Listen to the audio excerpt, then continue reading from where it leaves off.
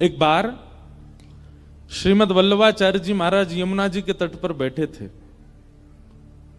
और एक व्यक्ति उनको प्रणाम करने के लिए आया। तो प्रणाम करने से पहले महाप्रभु वल्लभाचार्य जी ने उसको इशारा किया कि जाओ पहले यमुना स्नान करो। तो यमुना स्नान करने से पहले उसने सोचा कि मेरे जो ठाकुर जी हैं इनको भी नवा दूं। अब उसने क्या, यमुना जी में स्नान करा के अपने ठाकुर जी को एक झोला में डाल करके और पेड़ पर टांग दिया। और महाप्रभु जी ने दूर से जैसे ही देखा पेड़ पर टांग दिया, ये देख करके उनको बिल्कुल अच्छा नहीं लगा। बोले इसका बेटा होता ये उनको उसको भी ऐसे टांग देता, इसकी पत्नी होती उसको भी ऐसे टांग देता। नहीं, उनके लिए बढ़िया व्यवस्था करता, बेटा को बैठा देता कहीं छाव में, आदि आदि कुछ करता। पर ठाकुर जी को झोला में लटका के पेड़ पर टांग दिया। अब वो यमुना स्नान करके जैसे ही महाप्रभु जी को प्रणाम करने आया तो महाप्रभु जी बोले तुम्हारे ठाकुर जी कहाँ हैं? बोले पेड़ पर टंगे हैं। बोले लेके आओ।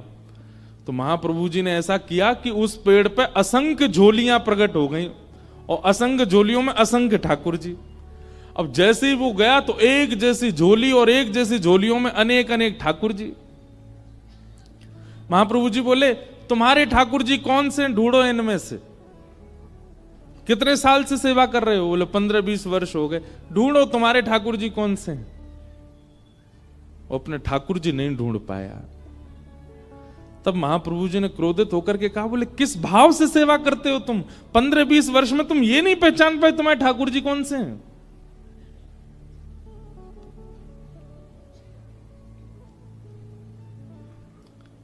चैतन्य मानेंगे तो उनके प्रति भाव बनेगा।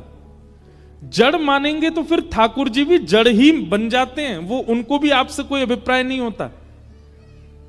हमारे वृंदावन के एक ठाकुर हुए श्री मदन मोहन जी। कौन?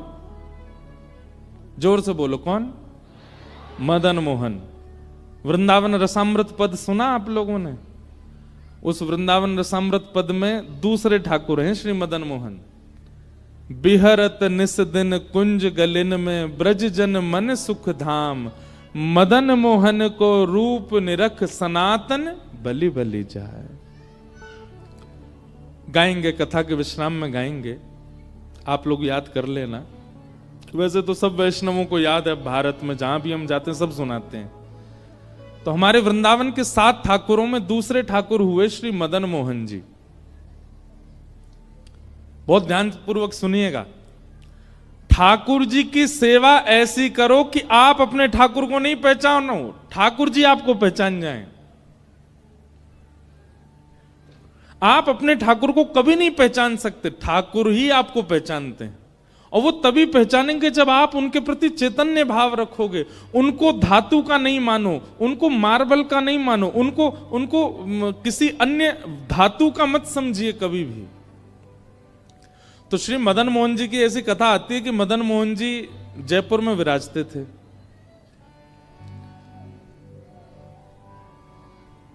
और वहां के राजा जो थे उनकी बेटी मदन मोहन जी की सेवा करती थी। तो पुत्री का जब विवाह निश्चित हुआ, बहुत ध्यानपूर्वक सुनिएगा, पुत्री का जब विवाह निश्चित हुआ तो बेटी ने अपने पिता से कहा, बोले पिताजी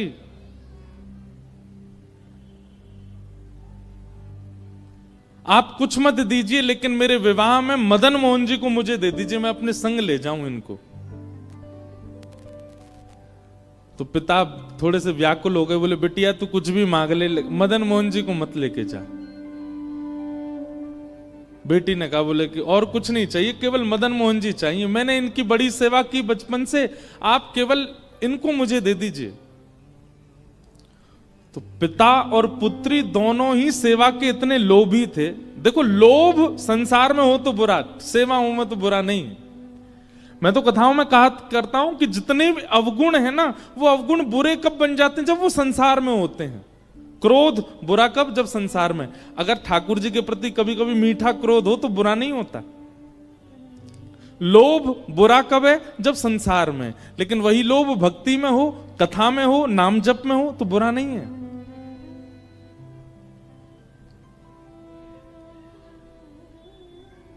जितने भी दोष हैं वो संसार के प्रति जब होते हैं तभी बुरे हो जाते हैं, तभी पाप के भागी बनाते हैं, पर भक्ति में हो तो वही भगवत प्राप्ति करा देते हैं।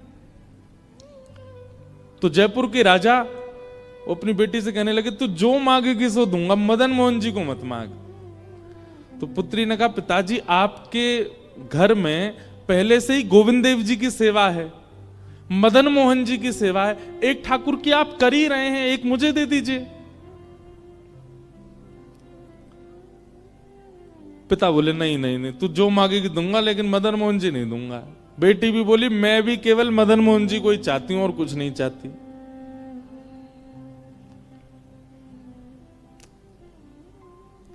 पिता ने कहा, चल ठीक है, एक काम करते हैं। बोले, क्या? मैं तेरे सामने 5 मूर्तियां रखूंगा और तेरी आंखों पे पट्टी बांधूंगा। अगर स्पर्श करके तूने बता दिया कि मदन मोहन जी कौन से, तो मदन मोहन जी को तू ले जाइयो, और स्पर्श करके भी अगर तू नहीं बता पाई तो फिर मदन मोहन जी मेरे पास ही रहेंगे। लेकिन उस पुत्री को पूरा भरोसा था कि मैं पहचान जाऊंगी मदन मोहन जी कौन से।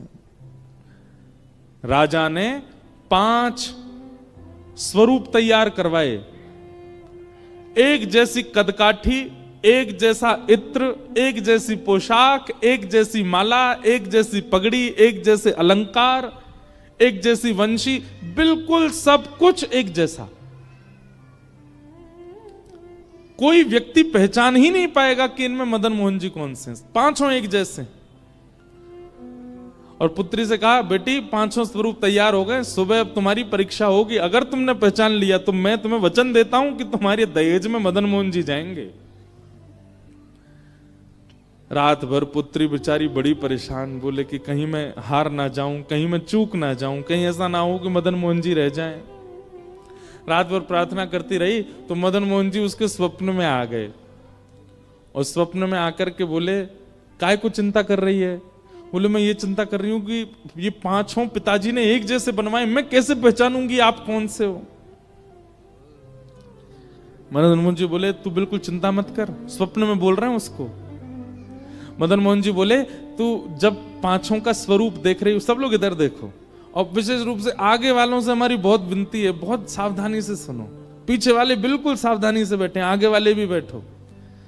तो मदन मोहन जी स्वप्न में बोले, एक काम कर। बोले, क्या?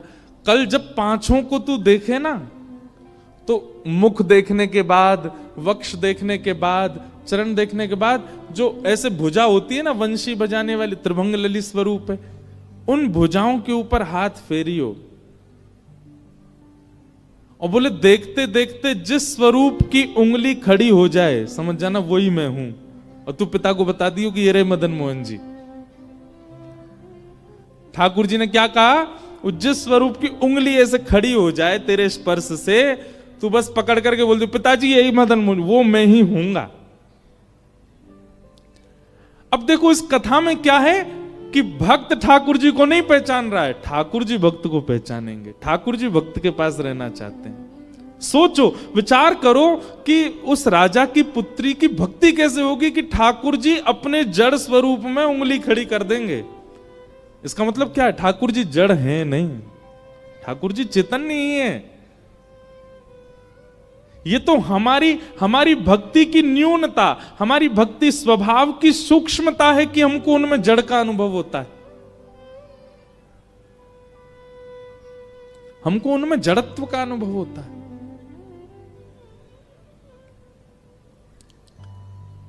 दूसरे दिन सब लोग ऐसे ही बैठे थे, पूरी भीड़, और 5 स्वरूप मंच पर रखे गए, और पुत्री की आंख में पहले रुई लगा दी, फिर पट्टियां बांधी, बिल्कुल कहीं से दिख ना जाए, और ऐसी स्थिति में उसको ले गए मंच पर, जाओ चलो ढूंढो कौन से हैं ठाकुर जी।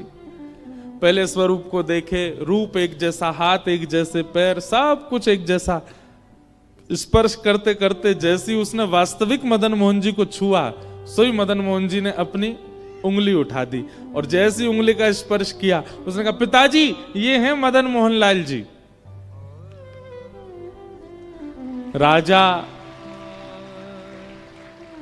राजा ने मदन मोहन जी को प्रणाम नहीं किया, अपनी पुत्री को प्रणाम किया।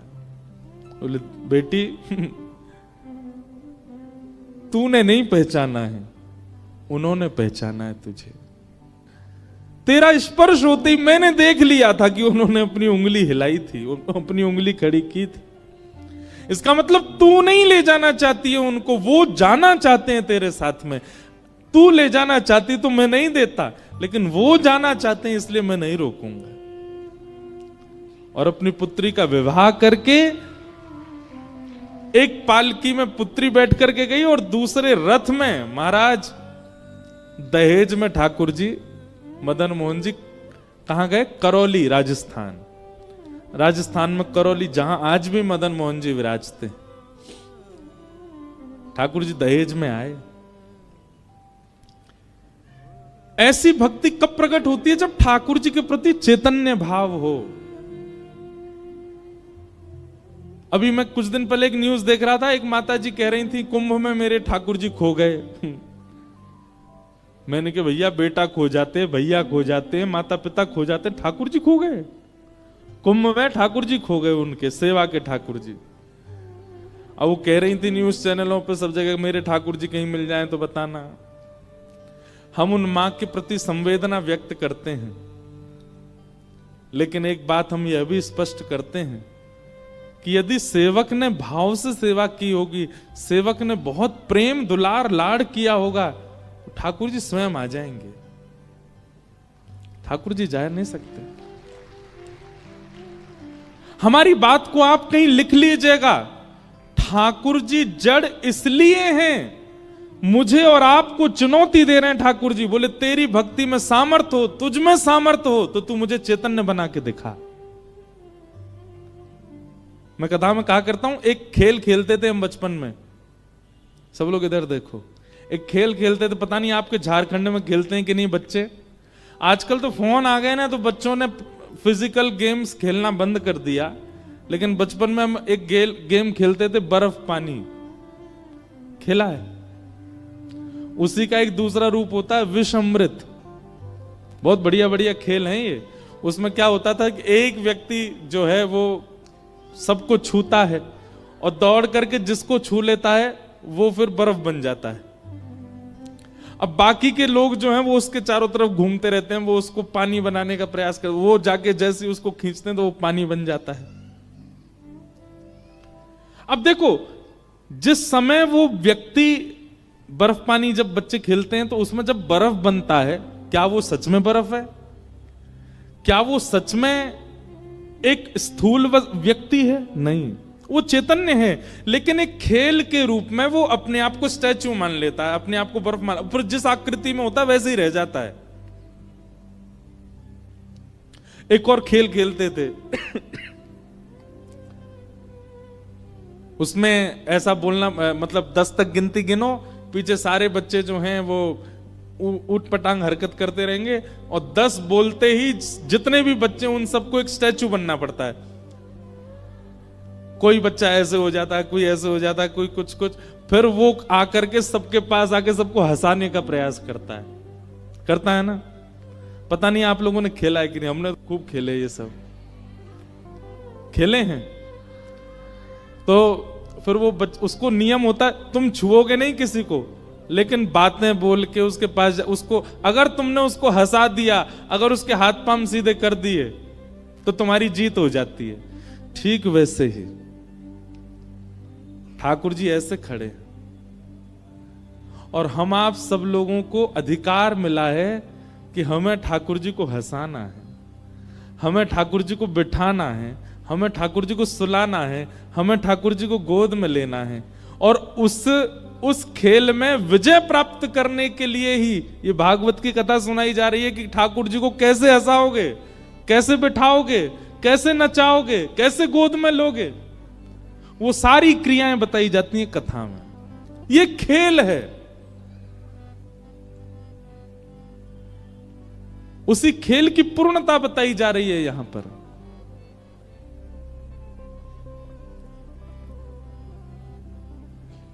और अगर बालक उस खेल में उन मूर्ति बने हुए बालकों को नहीं हंसा पाता, नहीं हिला पाता, तो उसकी हार हो जाती है।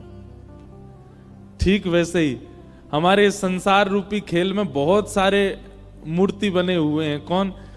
जगन्नाथ जी, बद्रीनाथ जी, द्वारिकाधीश जी, राधा रमण जी, राधा वल्लभ जी, बांके बिहारी जी, जब जाओ ऐसे ही खड़े मिलेंगे। लेकिन एक बात, मीराबाई को ऐसे नहीं दिखते थे ठाकुर जी।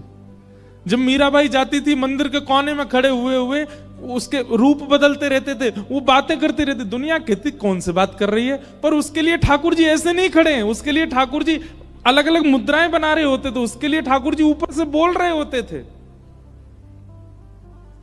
श्री माधवदास जी जगन्नाथपुरी में जब जाते थे महाप्रभु जगन्नाथ जी के सामने, श्री जगन्नाथ जी उनके लिए ऐसे नहीं होते थे। जगन्नाथ जी कभी ऐसे पौड़े होते थे, कभी बैठे होते थे, कभी कुछ कर रहे होते थे, बाकी दुनिया को ऐसे दिखते थे, पर माधवदास जी को अलग दिखते थे। हमारे गोवर्धन में श्री गोविंद दास, दुनिया के लिए श्रीनाथ जी ऐसे खड़े रहते थे, पर गोविंद दास जैसे मंदिर में आते थे, ठाकुर जी मोती उठा के मारते थे गोविंद दास के ऊपर। इसका मतलब क्या है? ठाकुर जी जड़ नहीं है, ठाकुर जी चैतन्य है। एक भाव में कथा में गाया करता हूं, कन्हैया कन्हैया पुकारा करेंगे। इस भाव में ठाकुर जी चैतन्य कैसे बनेंगे, ये बात बताई गई है। लताओं में ब्रज की गुजारा करेंगे, कन्हैया कन्हैया पुकारा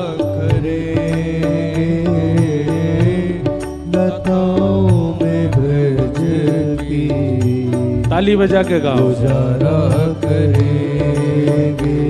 ओ कन्हैया कन्हैया पुकारा करेंगे, लताओं में ब्रज की गुजारा करेंगे। कन्हैया कन्हैया पुकारा करेंगे, लताओं में ब्रज की गुजारा करेंगे। ओ जो रूठेंगे हमसे वो बांके बिहारी, जो रूठेंगे हमसे वो बांके बिहारी, जो रूठेंगे हमसे वो बांके बिहारी, जो रूठेंगे हमसे वो बांके बिहारी। चरण पड़ उन्हें हम मनाया करेंगे, चरण पड़ उन्हें हम मनाया करेंगे। ओ चरण पड़ उन्हें हम मनाया करेंगे, चरण पड़ उन्हें हम मनाया करेंगे। कन्हैया कन्हैया पुकारा करेंगे, लताओं में ब्रज की गुजारा करेंगे। कन्हैया कन्हैया पुकारा करेंगे, लताओं में ब्रज की गुजारा करेंगे। श्री राधा रमण लाल की जय।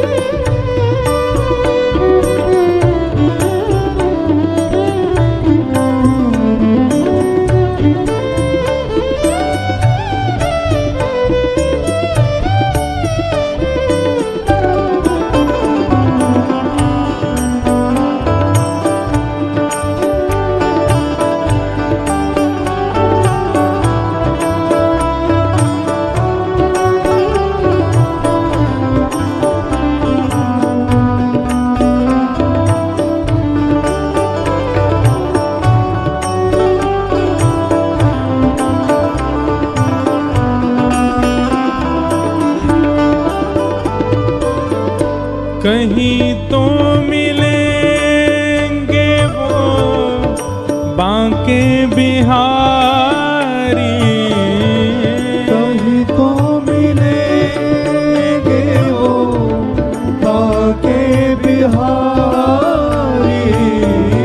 कहीं तो मिलेंगे वो बांके बिहारी, कहीं तो मिलेंगे वो बांके बिहारी। तो चरण पड़ोगे हम मनाया करेंगे, चरण पड़ोगे हम मनाया करें। हाँ चरण पड़ोगे हम मनाया करेंगे, चरण पड़ोगे हम मनाया करेंगे।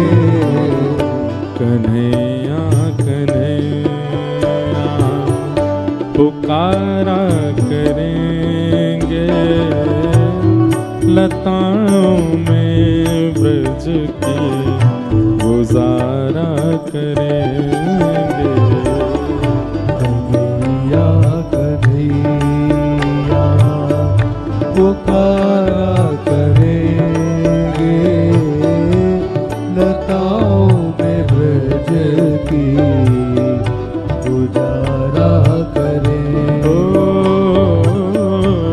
कन्हैया कन्हैया पुकारा करेंगे, लताओं में ब्रज की गुजारा करेंगे। कन्हैया कन्हैया पुकारा करेंगे, लताओं में ब्रज की गुजारा करेंगे।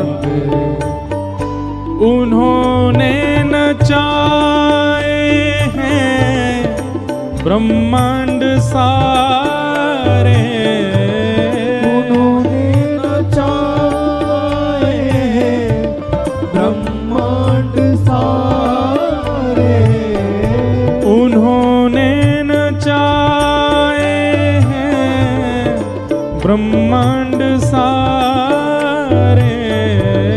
उन्होंने नचाए हैं ब्रह्मांड पर सारे, मगर अब उन्हें हम नचाया करेंगे, मगर अब उन्हें हम नचाया करेंगे। मगर अब उन्हें हम नचाया करेंगे, मगर अब उन्हें हम नचाया करेंगे। कन्हैया कन्हैया पुकारा करेंगे, लताओं में ब्रज की गुजारा करेंगे। कन्हैया कन्हैया पुकारा करेंगे, लताओं में ब्रज की गुजारा करेंगे।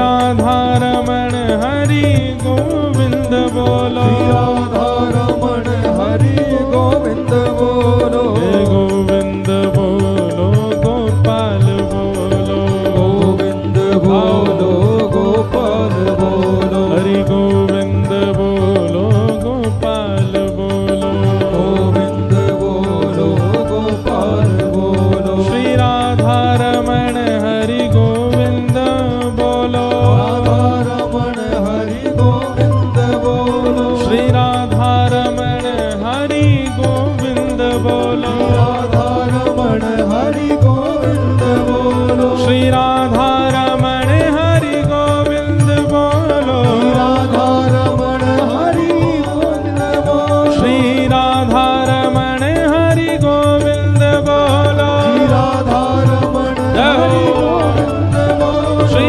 राधा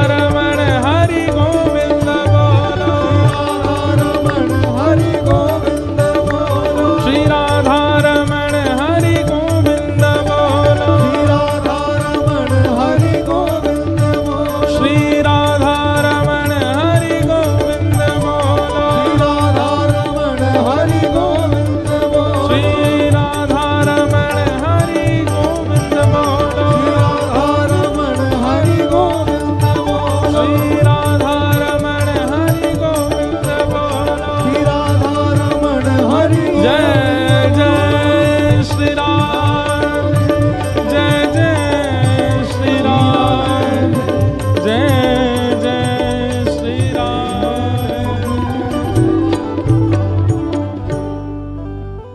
उन्होंने नचाए हैं ब्रह्मांड सारे, उन्होंने नचाए ब्रह्मांड सारे, मगर अब उन्हें हम नचाया करेंगे, मगर अब उन्हें हम नचाया करेंगे। किस भाव में? जैसे एक राजा की पुत्री मदन मोहन लाल जी से कहती है कि उनको जाना है साथ में, दहेज में लेके जाना है, तो ठाकुर जी अपनी उंगली हिला रहे हैं। गोपाल भट्ट गोस्वामी की भावना गूंज कम कीजिए, तो श्री ठाकुर जी शालिग्राम से प्रकट हो गए। ये इस भाव का अर्थ यही है, मगर अब उन्हें हम नचाया कर, हम जैसे चाहें वैसे हमारे ठाकुर जी रहें। अभी क्या है, जैसे ठाकुर जी चाहते हैं वैसे हम रह रहे हैं, और प्रारंभिक यही होना चाहिए, जैसे ठाकुर जी चाहें वैसे साधक रहे। लेकिन कुछ समय बाद फिर वो जैसे चाहता है वैसे ठाकुर जी रहने लग जाते।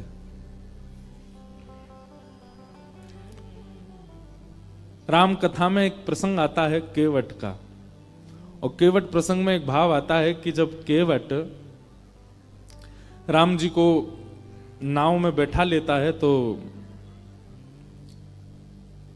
लेकर के जैसे ही पल्ली पार जाने लग जाता है, तो बीच रास्ते में ही, बीच नदी में पहुंचते ही केवट नाव वापस घुमा लेता है। लक्ष्मण जी कहते हैं, ए भाई क्या कर रहे हो, वापस क्यों लेके जा रहे हो? केवट कहता है, बोले चालक कौन है, मैं कि आप?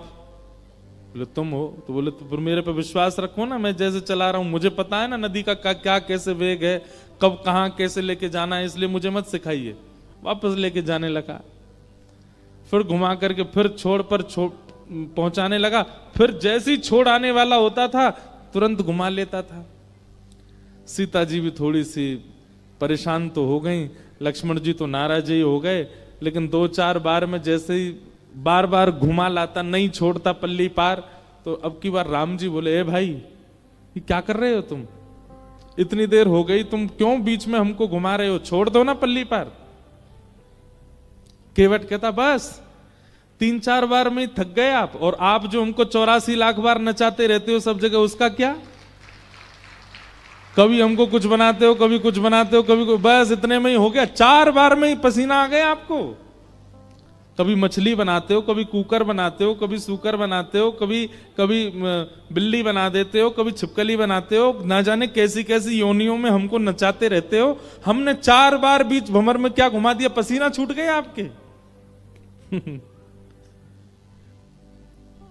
उन्होंने नचाए हैं ब्रह्मांड सारे, मगर अब उन्हें हम नचाया करेंगे। कन्हैया कन्हैया पुकारा करेंगे, लताओं में ब्रज की गुजारा। एक बार 6-7 साल पहले हमारी कथा हुई नेपाल में, काठमांडू में। तो वहां पे एक भक्त हमको मिले। तो कुशा होती है ना, कुशा का एक ऐसा छोटा सा एक बना हुआ था पात्र, और ऊपर से भी कुशा के पात्र से ही वो ढका हुआ था। तो वो लाए, बोले महाराज जी मेरे गोपाल जी के दर्शन करो। तो मैंने वो हटाया, तो उसके भीतर छोटे से गोपाल जी, और उनके अंदर मैंने एक अद्भुतता देखी। छोटे से लड्डू गोपाल, और उनके पाम में एक धागा बंधा था, और उस धागे से गैया बंध रही थी छोटी सी।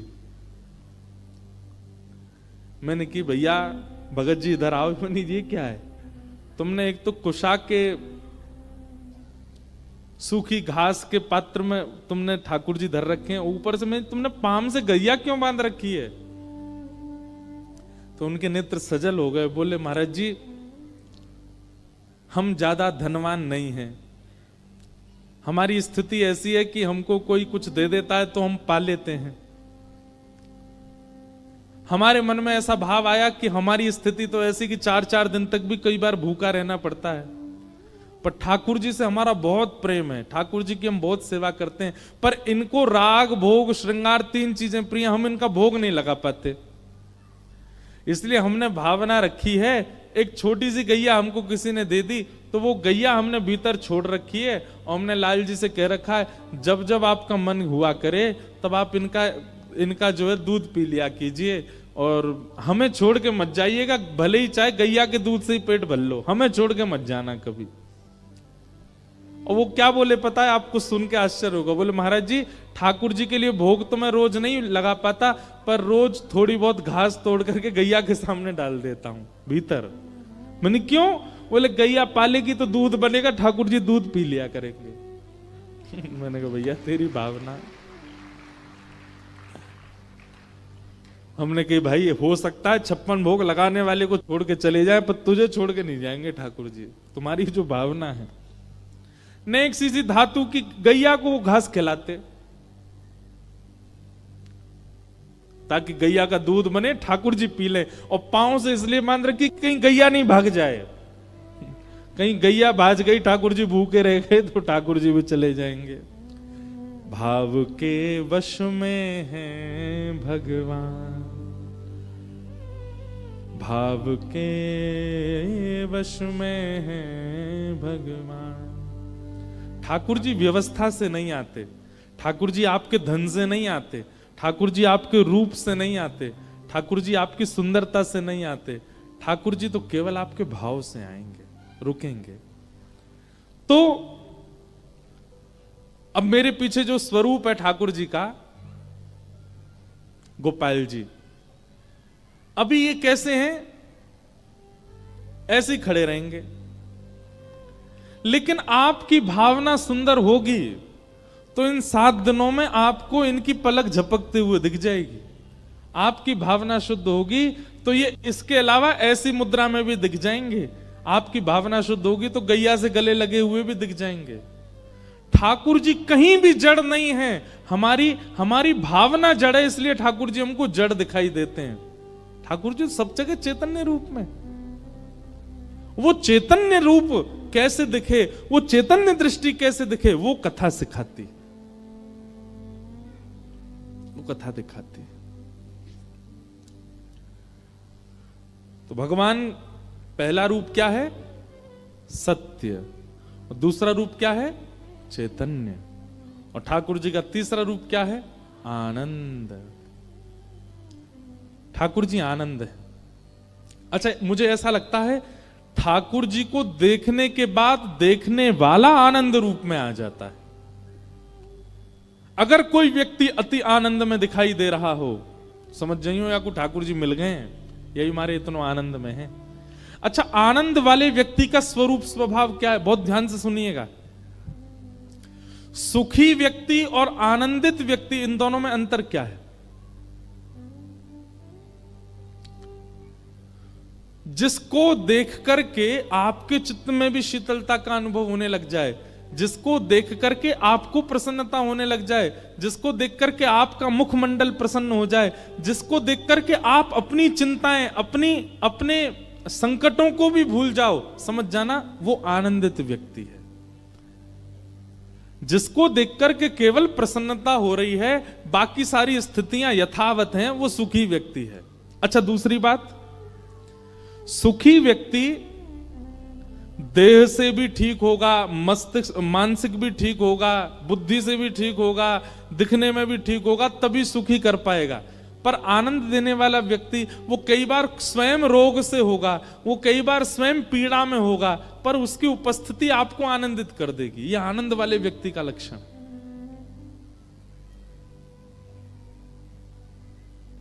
हमारे वृंदावन के पूज्य श्री प्रेमानंद जी महाराज, वो स्वयं देह से कई बार उतने उचित नहीं है, उतनी अच्छी अवस्था में नहीं है, पर उनको देख के लाखों आनंदित हो जाते हैं, करोड़ों आनंदित हो जाते हैं। ये आनंददायी व्यक्ति का लक्षण है। भक्तिमती मीराबाई, मैं कथा में बताया करता हूं कि मीराबाई का जब विवाह हो गया तो उनकी ससुराल में संतों की भीड़ होने लग गई। जब तक मीराबाई का विवाह नहीं हुआ तब तक मेड़ता में भीड़ होती थी, संत महात्मा आते थे। और विवाह होने के बाद जब मीराबाई मेवाड़ चली गई तो मेवाड़ में संतों की भीड़ होने लगी। एक दिन मीराबाई के पतिदेव ने जाकर के सब संतों से पूछा, आप लोग मीरा को देखने क्यों आते हो? उसका रूप सुंदर है इसलिए, या वो वस्त्र बहुत अच्छी पहनती हैं इसलिए? तो सब संतों ने क्या उत्तर दिया? सब संत कहते हैं, बोले देखिए आपकी तो वो गृहिणी हैं इसलिए आप शायद उस रूप को ना देख पाओ, पर मीराबाई की सुंदरता या वस्त्र आभूषण देखने नहीं आते हम। जो भक्ति हमारे मन में तीर्थ जाकर के प्रकट नहीं हो पाती, वो भक्ति मीराबाई को देखने से प्रकट हो जाती है, इसलिए हम मीराबाई को देखने आते हैं। हमारा मन अत्यंत शांति का अनुभव करने लग जाता है, हमारे मन में श्याम सुंदर भ्रमण करने लग जाते हैं, रमण करने लग जाते हैं मीराबाई को देखने मात्र से। हम सब भूल जाते हैं, इसलिए हम मीराबाई को देखने आते हैं। सुखी व्यक्ति को देख करके आप सुखी हो सकते हो, पर कांस्टेंट सुख नहीं रहेगा, लंबे समय का सुख नहीं रहेगा। लेकिन एक आनंदित व्यक्ति को एक बार देखने के बाद भी आप लंबे समय तक आनंदित रहोगे। ये आनंदित व्यक्ति और सुखी व्यक्ति में अंतर है।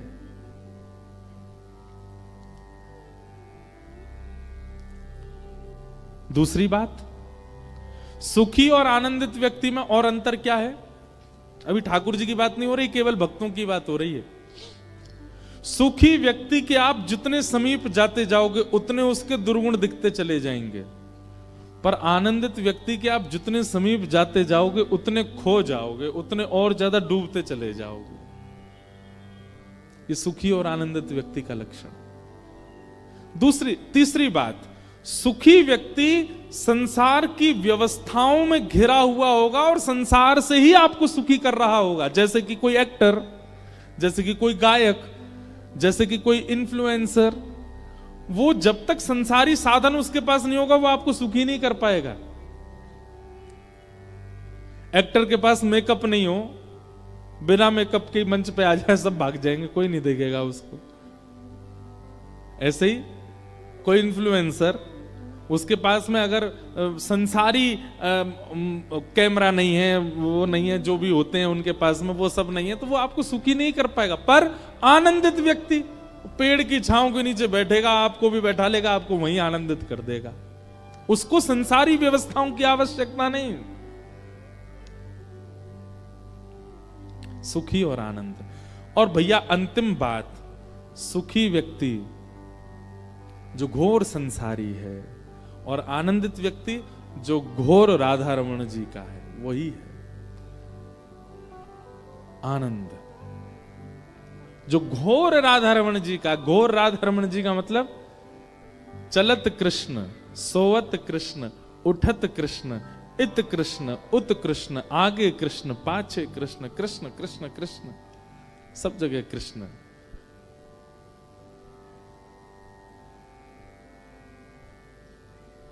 आनंद। तो भगवान का तीसरा रूप क्या है? आनंद।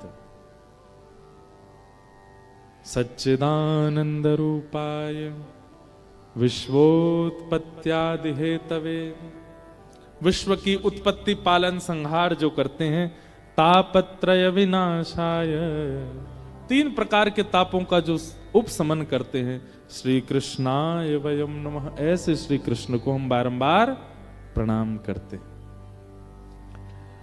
आगे बंधुओं, अब यहां से महात्म की चर्चा शुरू होती है। नैमिषारण्य क्षेत्र में 88,000 सौनकादि ऋषि बैठे थे, बहुत ध्यान से सुनिएगा।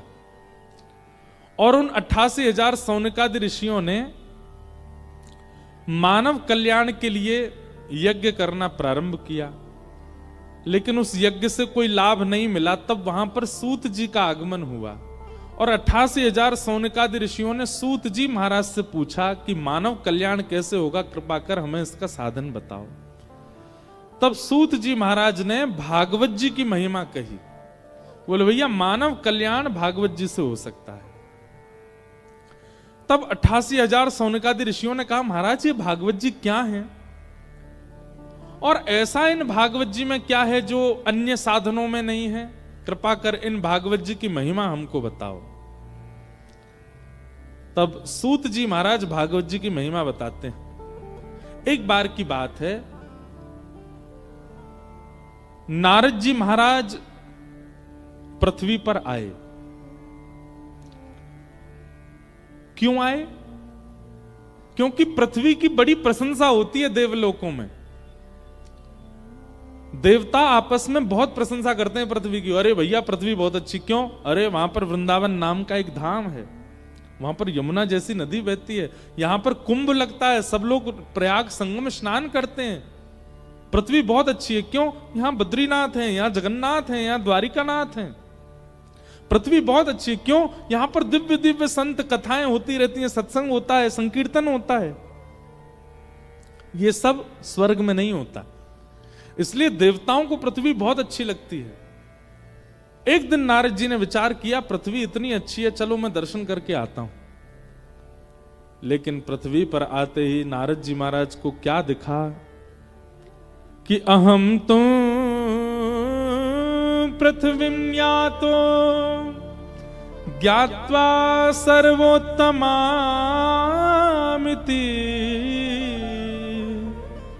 पुष्करं च प्रयागं च काशीं गोदावरी तथा, हरिक्षेत्रे कुरुक्षेत्रे श्रीरंगं सेतुबन्धनम्, एवमादिषु तीर्थेषु ब्रह्माण्डयतस्ततः।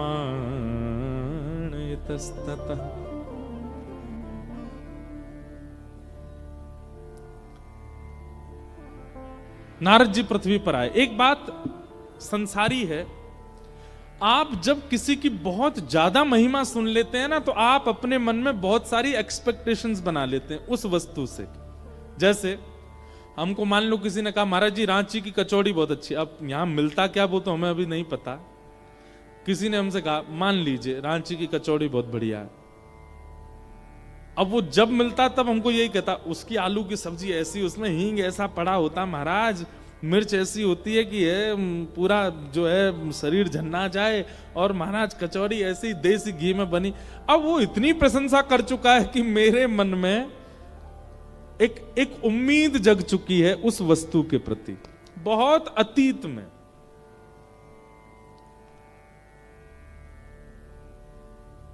अब जैसे ही मैं उस वस्तु का सेवन करने जाऊंगा ना, ये स्वाभाविक बात है कि वो मेरी उम्मीद से थोड़ी कम स्वादिष्ट ही होगी। ये स्वाभाविक बात है। अब यहां पर भी देखिए संसार और आध्यात्म, इनमें अंतर। संसारी वस्तु की आप जितनी ज्यादा ख्याति सुनोगे, जब उसको भोगने जाओगे तो वो ख्याति से थोड़ी कम ही स्वादिष्ट दिखेगी। और आध्यात्मिक वस्तु का आप जितना ज्यादा श्रवण करोगे, जब उसका अनुभव करने जाओगे तो जितना आपने उम्मीद नहीं रखी थी उससे कई गुना ज्यादा स्वादिष्ट लगेगा आध्यात्म। यह भी अंतर है संसार में और आध्यात्म में। हमने वृंदावन का यश गाया, वृंदावन ऐसा, वृंदावन ऐसा, वृंदावन के ब्रजवासी ऐसे, वृंदावन के बंदर ऐसे, वृंदावन की यमुना जी ऐसी, वृंदावन के संत ऐसे। अब इतना आपने वृंदावन सुन लिया, जब आप पहली बार वृंदावन जाओगे, अगर वास्तव में शुद्ध भावना से जाओगे तो आपने जितना सुना उससे कई गुना ज्यादा आपको वृंदावन मिलेगा। लेकिन वहीं आपसे प्रशंसा कर दी जाए, विदेश में फलाना देश इतना अच्छा है, ऐसा है, ऐसा है, ऐसा है। कभी अनुभव करके देख लेना, आप जब आप जाओगे ना उस संसारी जगह पे, थोड़ा उसको आप कम ही पाओगे अपनी स्थिति से।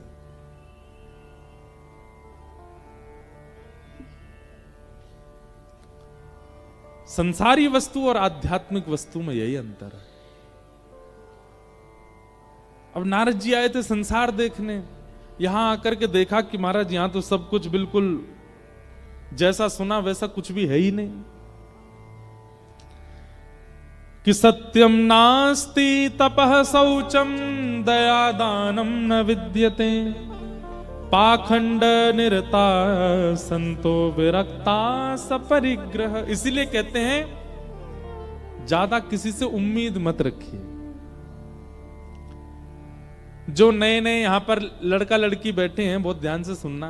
अगर आपका ब्याह होने वाला है तो अपने होने वाले जो पतिदेव हैं या पत्नी जी हैं, उनकी ज्यादा प्रशंसा मत सुन लेना पहले, क्योंकि आप बहुत ज्यादा सुन लोगे। कई होते हैं ना, उनको बहुत ही रहता है कि हमारा ब्याह किससे हो रहा है उसके बारे में जांच पूरी करो, इससे पूछो, उससे पूछो, उससे पूछो, उससे पूछो। अब इतना ज्यादा पूछ के फिर आप उम्मीद इतनी बना लोगे, सामने वाला व्यक्ति जब समीप आएगा, विवाह होगा, संग रहने लगोगे तो आपकी उम्मीद खट्टी हो जाएगी। इसलिए संसार के संबंधों में उम्मीद कम ही रखिए, थोड़ा कम ही उसके बारे में सुनिए, उससे संबंध अच्छा रहेगा।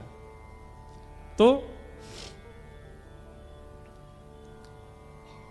नारद जी महाराज आए तो आकर के देखा महाराज पृथ्वी पर तो सब कुछ विपरीत है। भागवत जी में बहुत सुंदर वर्णन, सत्यम नास्ति, यहां के लोग सत्य नहीं बोलते। हमारी माने तो आप 1 महीना पहले दिन से लेकर के और 30 तारीख तक अपने आप से अनुभव कीजिए कि आप कितनी बार सत्य बोलते हैं। अच्छा, सत्य का मत कीजिए, एक काम कीजिए, काउंटर ले लीजिए, एक मशीन आती है, मशीन रखिए और वो मशीन अपने पास रख के आप जब जब असत्य बोलते हैं तब तब उसका बटन दबाइए। पूरी सावधानी से, नाटक नहीं करना है, जिम्मेवारी से। और 30 तारीख को उस मशीन को देखिएगा आप, तब तक देखना नहीं है आंकड़ा कितना पहुंचा। आप स्वाभाविक महीने में जितना झूठ बोलते हैं, स्वाभाविक से 50% कम बोलेंगे, क्योंकि एक मशीन है ना आपके पास। आप जब भी झूठ बोलने जा रहे होगे आपको संकेत होगा मुझे मशीन में काउंट करना पड़ेगा, तो झूठ नहीं बोलोगे। लेकिन उसके बाद भी आप आंकड़े देख करके हैरान हो जाओगे कि मैंने 1 महीने में इतना झूठ बोला है। हमारा स्वभाव बन चुका है असत्य। एक दिन भी बिना असत्य बोले हमारा नहीं निकलता, चाहे मजाक में ही सही हम बोलते हैं। सत्यम नास्ति। फिर आगे लिखा है तपह नास्ति, भजन नहीं करते हम लोग, खाना पूर्ति करते हैं। तपह नास्ति। शौचम नास्ति, शौच कहते हैं पवित्रता को, पवित्रता भी नहीं है हमारे मन में। हम केवल तन साफ बनाते हैं पर अंदर पूरी गंदगी भरी पड़ी है। कहने का अभिप्राय बाहर से गाड़ी धो दी पर अंदर उसमें सब मट्टी भी भरी पड़ी है, खाने पीने की सामग्रियां भी पड़ी हैं, दुर्गंध भी आ रही है। बाहर से साफ होने से क्या फायदा? ये तो केवल बाह्य आकर्षण के लिए था, अंदर तो कुछ भी नहीं है। लेकिन कई बार बाहर से गाड़ी साफ ना हो लेकिन अंदर से स्वच्छ हो तो बैठ करके यात्रा की जा सकती है। ठीक वैसे ही ठाकुर जी के लिए हम सब लोग गाड़ी हैं। हमने बाहर से अपने आप को बहुत सुंदर बना रखा पर अंदर सीट टूटी पड़ी है, स्टीयरिंग निकली पड़ी है, गियर निकले पड़े हैं, कुछ भी बढ़िया नहीं है। ठाकुर जी कहते हूं भाई कैसे बैठूं या कि चित्त में सबरो तो उधरो पड़ो भीतर थे। ब्रजभाषा समझ रहे हैं ना? उधरो मतलब समझे? उधरो ब्रजभाषा में जैसे, अब उधरा कैसे समझाएं? जैसे ये हमारी बगलबंदी है, यहां से इसके धागा वागा निकल जाए तो ये उधर जाएगी, इसको बोलते उधरा, उधरा हुआ।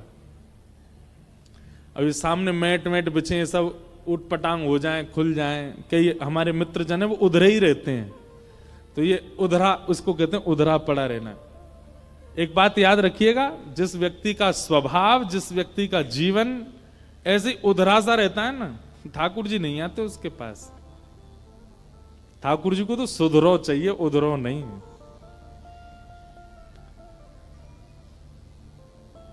तो ठाकुर जी बाहर से देखते हैं क्या बढ़िया महाराज, सुंदर जो है, क्या है वो, क्या लगा रखा है, बोरो प्लस लगा रखी है, जे लगा रखा है। बाहर से तो बढ़िया डिओड्रेंट परफ्यूम महक रहा है, बिल्कुल चटकदार कपड़े पहन रखे हैं, लेकिन भीतर शौचम नास्ति, पवित्र नहीं है। ठाकुर जी नहीं बैठते। तपह नास्ति, दानम नास्ति, शौचम नास्ति, कुछ भी नहीं है। कैसे हम लोग मंदा सुमंद मतयो, हमारी बुद्धि कैसी है? बोले मंद है। जिस कार्य को श्रेष्ठता से किया जा सकता है, हम लोगों की बुद्धि ऐसी चलती है कि इसको, अब देखो जैसे कुंभ में संगम स्नान है, अब सब लोग अपने अपने आंकड़े लगा रहे हैं संगम में कैसे नहाया जाए। कोई कह रहा वहां से कूद जाओ तो नहा लोगे, कोई कह रहा यहां से नाव में बैठ के चले जाओ तो नहा लोगे, कोई कह रहा यूं कर लो, यूं। सब अपनी अपनी बुद्धि लगा रहे हैं। अरे भैया, आज मैंने कहीं सुना, वो सुबह उसमें आ रहा था सोशल मीडिया पे, बोले लोग गलत कर रहे हैं, यमुना जी में क्यों नहा रहे हैं? अरे नहाना है तो संगम में नहाइए या गंगा जी में नहाइए, यमुना जी में नहीं। अरे नहीं, हमने एक कथा में भी कहा, तीर्थ का मतलब होता है केवल तीर्थ, वह स्पेसिफिक जगह नहीं होती है जहां बिहारी जी विराज रहे हैं वही मंदिर ही वृंदावन नहीं है, जहां पर यमुना जी बह रही हैं वही वृंदावन नहीं है। 84 कोस दूर दूर तक पूरा वृंदावन है। आप किसी वृक्ष को भी प्रणाम करके चले जाओगे तो बिहारी जी के प्रणाम के समान ही फल मिलेगा। आप संगम में जाकर के चाहे यमुना जी में नहा लीजिए, गंगा जी में नहा लीजिए, किसी भी घाट किसी भी कोने में स्नान कर लीजिए, आपका अमृत स्नान ही माना जाएगा। पर लोगों में होड़ लगी नहीं, जहां दो धार मिल रही है वहीं नहाना है हमको। तो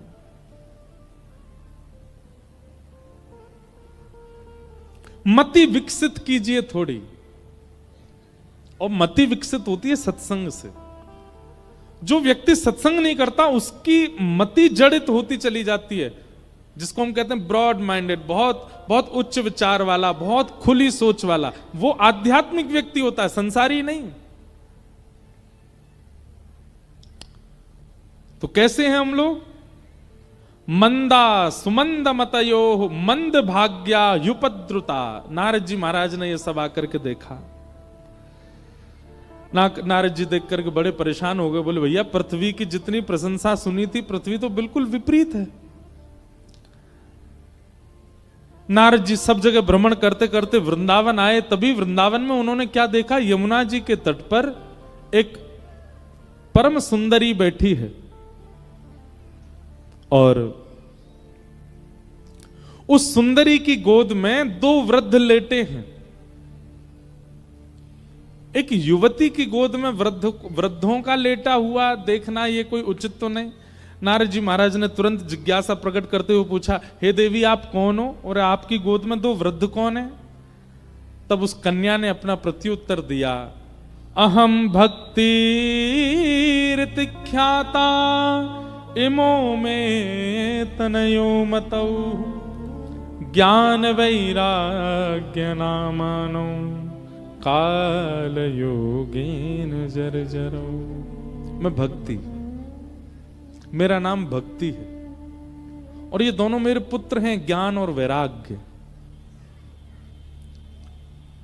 मुझे सब भजते हैं, भक्ति सबके चित्त में है, पर ज्ञान और वैराग्य नहीं है। इसी कारण मैं तो युवा हूं क्योंकि मुझे सब चाहते हैं, पर मेरे वृद्ध बालक हो चुके हैं क्योंकि इनको कोई नहीं चाहता।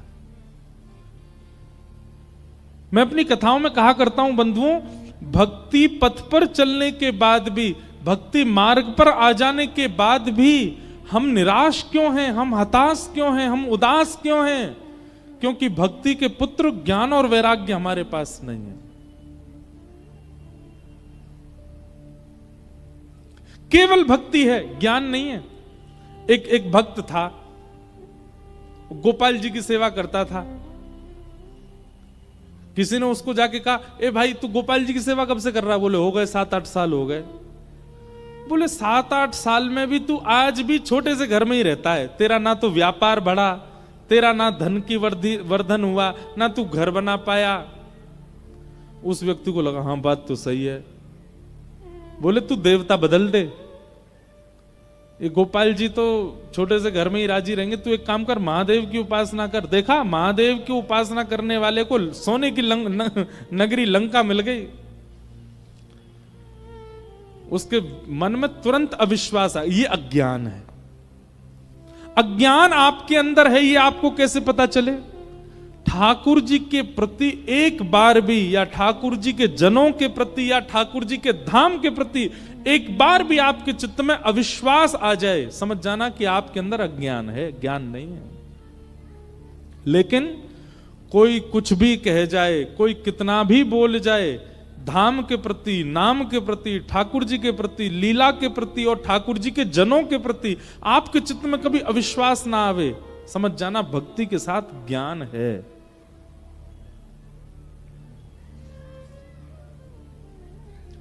हमारे भगवान श्री कृष्ण हमारे वृंदावन चंद के ऊपर बहुत प्रश्न उठाते हैं कई पढ़े लिखे लोग,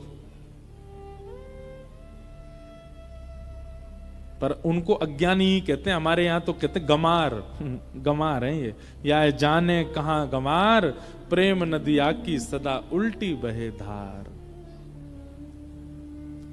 तो अब उस व्यक्ति ने क्या किया पता है? शंकर जी ले आया और गोपाल जी उठा के अलमारी में धर दिए। बोले 7 साल हो गए आपकी सेवा करते, अब यहीं बैठे रहो, अब मैं तो शंकर जी की आराधना करूंगा। अब शंकर जी का अभिषेक करता, शंकर जी की आराधना करता।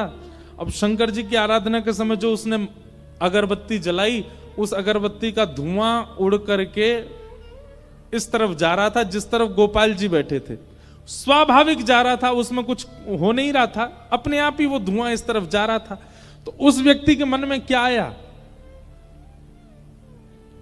बोले 7 साल इनकी पूजा करी, आज तक कभी सुख दिया नहीं, अब शंकर जी की सेवा कर रहा हूं तो अगरबत्ती का धुआं भी स्वयं ले जा रहे हैं, स्वयं सूंघ रहे हैं। दौड़ करके गया, अलमारी से ठाकुर जी उतारे। बोले 7 साल से मेरी सेवा स्वीकार नहीं करी, अब शंकर जी की आराधना करने लगा तो आप अगरबत्ती की सुगंधी भी ले रहे हो। ठाकुर जी प्रकट हो गए और प्रकट होकर के बोले 7 साल में तूने ऐसा कभी विचार किया ही नहीं कि मैं सूंघता भी हूं, आज सोचा इसलिए प्रकट हुआ मैं। तूने कभी विश्वास किया ही नहीं था कि मेरी नासिका भी है, आज पहली बार सोचा तूने कि हाँ मेरी नाक है, मैं सूंघता भी हूं। भक्ति तो बंधु हम सबके चित्त में है, पर ज्ञान नहीं है। और क्षमा कीजिएगा, ज्ञान का मतलब बहुत जानकारियां होना नहीं होता। विवेकशील बुद्धि, कहां कब क्या करना है, कैसे करना है, और सबसे बड़ी बात भक्ति में अविश्वास का ना होना, यही ज्ञान है।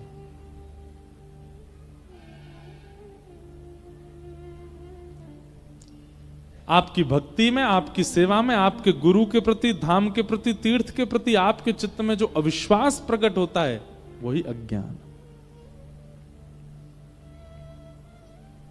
मीराबाई कभी यूनिवर्सिटी नहीं गई, किसी विद्यालय में नहीं गई पढ़ने, पर मीराबाई अपने जीवन काल के विश्राम दिवस तक ठाकुर जी के प्रति अनन्य भाव से रहती थी, श्रद्धा रखती थी, पूर्ण समर्पण रखती थी, अविश्वास नहीं था, इसलिए महाज्ञानी है मीरा।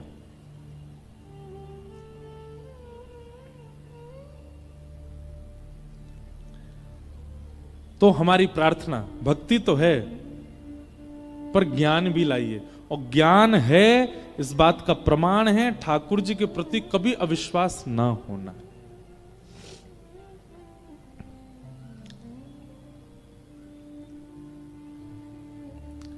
तो भक्ति के दो पुत्र हैं, ज्ञान और वैराग्य। दूसरे पुत्र का नाम क्या है? वैराग्य। वैराग्य का मतलब क्या है? अपनी इच्छाओं का त्याग करना ही वैराग्य कहलाता है। साधक व्यक्ति, भक्त व्यक्ति अगर अपने वस्त्रों को साधारण नहीं बना पा रहा, अपनी रहनी को साधारण नहीं बना पा रहा, अपने खान पान को साधारण नहीं बना पा रहा है, तो भक्त नहीं है। ये बात आप थोड़ी मान लीजिएगा हमारी। आप भक्ति मार्ग में जब आएंगे तो आप कई अपनी इच्छाओं का त्याग कर दोगे। आपको बड़ी गाड़ी में बैठाया गया कि छोटी गाड़ी में बैठाया जाए, इससे कोई फर्क नहीं पड़ेगा आपको। आपको पहनने के लिए 30,000 के कपड़े मिले कि 300 के कपड़े मिले, इससे फर्क नहीं पड़ेगा। आपको पाने के लिए 56 भोग मिले कि केवल सूखी दाल, सूखी रोटी मिली, इससे फर्क नहीं पड़ेगा। आपके लिए तन ढकना आवश्यक होगा, ब्रांड हो यह जरूरी नहीं होगा। आपके लिए सफर करना आवश्यक होगा, गाड़ी बड़ी हो यह जरूरी नहीं होगा। आपके लिए पेट भरना आवश्यक होगा, उसमें 56 भोग हो यह आवश्यक नहीं होगा। इन आवश्यकताओं के त्याग, इन विशिष्ट आवश्यकताओं के त्याग को ही वैराग्य कहते हैं। सब छोड़ करके बाबा जी बन जाना वो वैराग्य नहीं है।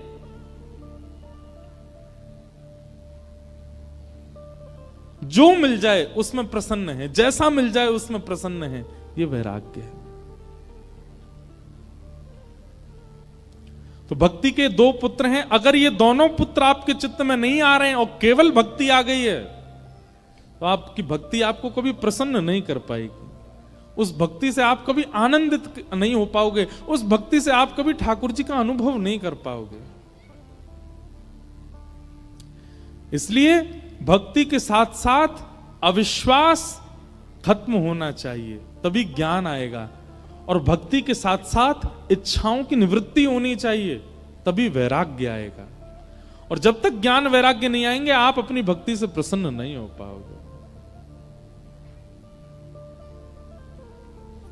तो भक्ति के ये दो पुत्र हैं, ज्ञान और वैराग्य।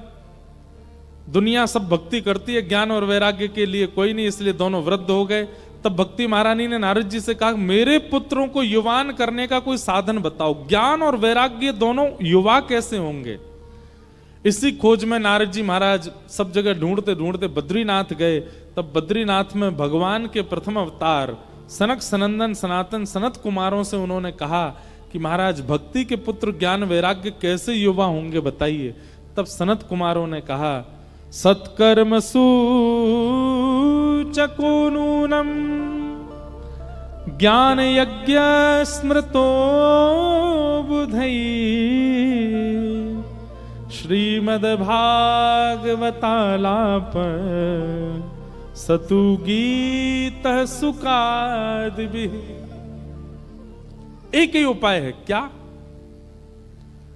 सुखदेव जी के द्वारा सुनाई गई जो भागवत की कथा है, यदि भागवत की कथा तुम ज्ञान वैराग्य को सुना दोगे तो वे दोबारा युवा हो जाएंगे। एकमात्र भागवत जी में वो सामर्थ्य है कि वो ज्ञान वैराग्य को उत्थापित कर सकते हैं। बहुत ध्यान से सुनिएगा मेरी बात। आप कथा में क्यों आए हैं? क्योंकि भक्ति आपके चित्त में है। तो यहां आकर के प्राप्त क्या करना? आप ऑलरेडी भक्त बन गए हो, फिर यहां क्यों आए हो? आप भक्ति प्राप्त करने नहीं आए हो, ज्ञान और वैराग्य को उत्थापित करने आए हो। ज्ञान और वैराग्य हमारे चित्त में जो जीर्ण शीर्ण हो चुके हैं उनको उत्थापित करने के लिए आप कथा में आए हैं। हमारे माइक कभी कभी ढीमे पड़ जाते हैं। बालकों की आवाज कितनी तेज होती है। कभी कभी हमें लगता है हम भी बालक होते, ऐसे ही जोर जोर से कथा सुना रहे होते। तो इनको बढ़िया बिस्किट खिला लाओ, बाहर ले जाके टॉफी दे देना। इधर देखो सब लोग, अरे मैया कैसो रो रो लाला। हमको इसलिए लग रहा है उसने वो मंकी कैप पहना ना, इतनी सर्दी तो है नहीं यहाँ पे, बेचारे का मुंह बंद हो गया है। ले उतर गया, लो शांत भी हो गया। और जोर से रो रहा है। सब लोग इधर देखो। जय हो झारखंड वासी। आप लोग सुनते तो बहुत ध्यान से, बस कभी कभी बीच में थोड़ी ऊधम हो जाते हैं। तो क्या बता रहा था मैं? ज्ञान और वैराग्य। 7 दिनों में आपका उद्देश्य क्या होना चाहिए? बहुत ध्यानपूर्वक इधर देखिए हमारी तरफ। आपका उद्देश्य, कई लोग कहते हैं भक्ति में आगे कैसे बढ़ें, भक्ति उत्थापित कैसे हो, हमारी भक्ति सजग कैसे हो, हम भक्ति में ठाकुर जी का दर्शन कैसे करें। आपके अंदर भक्ति है, पर वो भक्ति प्रसन्न कब होगी? जब उसके बालक चित्त में आएंगे, उसके बालक ज्ञान और वैराग्य। आपने किसी मां को अच्छे आसन पर बैठा दिया, मां की सारी व्यवस्थाएं अच्छी कर दी, पर बालकों को दुखी कर दिया।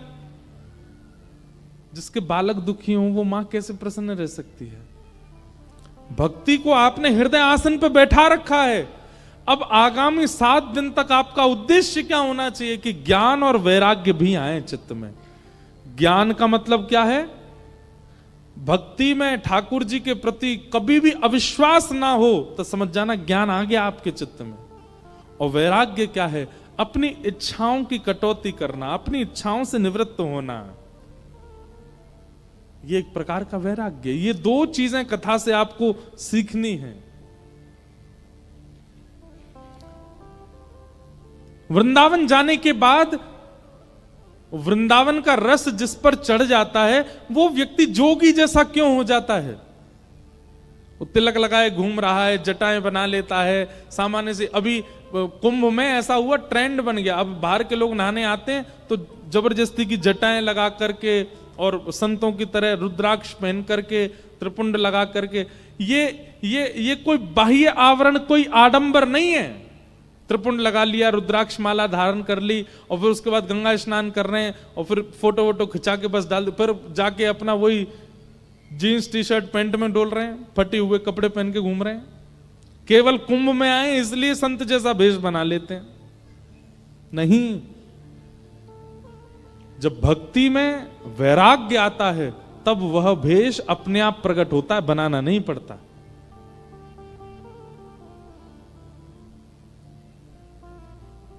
ये उर्द पुंड, ये गले में कंठी माला, ये धोती पहनना, बगलबंदी पहनना, ये एक प्रकार का वैराग्य है जो ठाकुर जी सिखा देते हैं। ठाकुर जी के चरणों में आने वाला व्यक्ति अपने लिए नहीं करता ज्यादा श्रृंगार, नहीं चाहिए उसको ज्यादा हाई फाई चीजें। वो सामान्य में रहना उसको अच्छा सामान्य मिले तो भी अच्छा, हाई फाई मिल जाए तो भी अच्छा, दोनों में सम रहता है।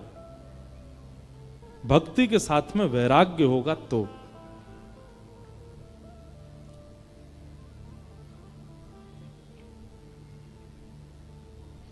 सुख में फूलो मती, दुख में भूलो मती, प्राण जाए मगर नाम भूलो मती, मुरली वाले को मन से रिझाते चलो, कृष्ण गोविंद गोपाल गाते चलो, कृष्ण गोविंद गोपाल गाते। हमको कोई चार्टर हवाई जहाज में बैठा दे तो हमको ज्यादा प्रसन्नता नहीं, कई बार कथा करने हम स्कूटी पे बैठ के चले जाते हैं, गाड़ी नहीं है, स्कूटी साइकिल से चले जाए तो भी कोई दुख नहीं। कोई यहां पर व्यास मंच के समान बड़ी बड़ी मालाएं पहना दे तो ज्यादा प्रसन्नता नहीं, और कोई कुछ माला भी ना पहना के जाए, दो बात बुरी सुना जाए तो उसमें कोई अप्रसन्नता नहीं। इस प्रकार का अपने आप को वर्सटाइल बनाना, अपने आप को हर तरीके के माहौल में ढालने वाला बनाना, यह वैराग्य है भक्ति में।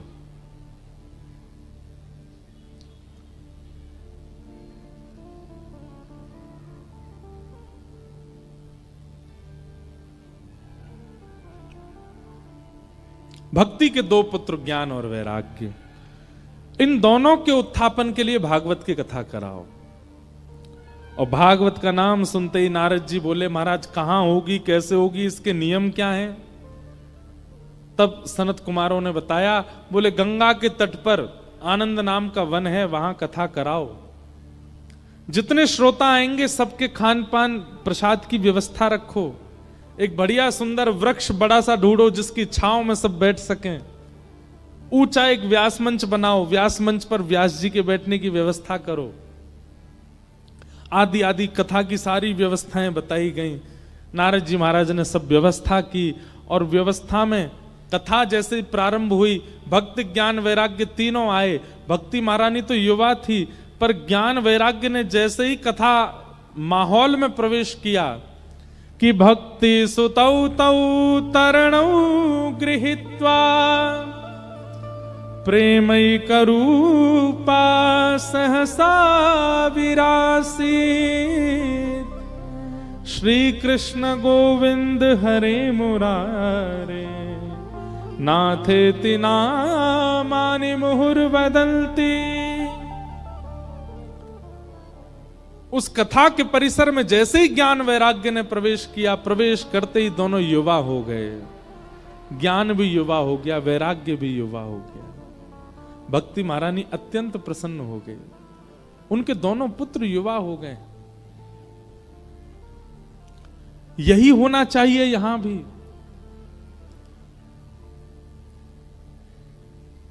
हमारी प्रसन्नता का कारण भक्ति में सजगता, और भक्ति में सजगता का कारण ज्ञान वैराग्य का उत्थान चित्त में। ये कथा से होगा। ज्ञान और वैराग्य के मार्ग को अपनाइए।